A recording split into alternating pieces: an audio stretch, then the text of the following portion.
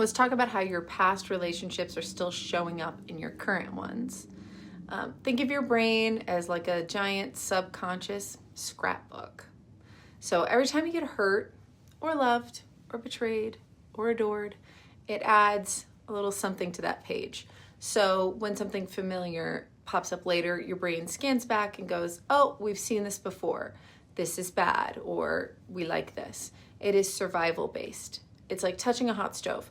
You only need to get burned once before you don't want to touch anything hot, right? You're like, oh, I know what that is. That's heat, that hurts. So if you were betrayed in your past, even the tiniest hint of distance, for example, in a new partner might send your nervous system into DEFCON 1. Not because they're actually doing something wrong necessarily, but because your history is alerting you to danger. But your past doesn't just teach you what to avoid, it also shapes you and shapes what you expect, what feels normal. So if you're used to independence, closeness might feel clingy and bad. If you grew up in a home without affection, someone who really likes physical closeness might be overwhelming to you. And you may think you're reacting to them, but really you're reacting to your wiring. So the things we call our type are often just familiar patterns, but it doesn't always mean that it's healthy just because it's familiar. So we all carry some baggage. Everybody does. But the less you deal with it, confront it, think it through, talk it through, the more it runs the show.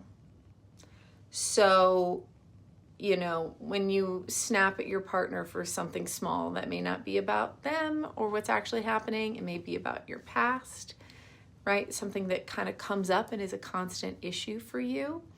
And the truth is, if somebody did something awful to you, you are allowed to grieve, of course. But if years later you're still sabotaging new connections because of what they did to you,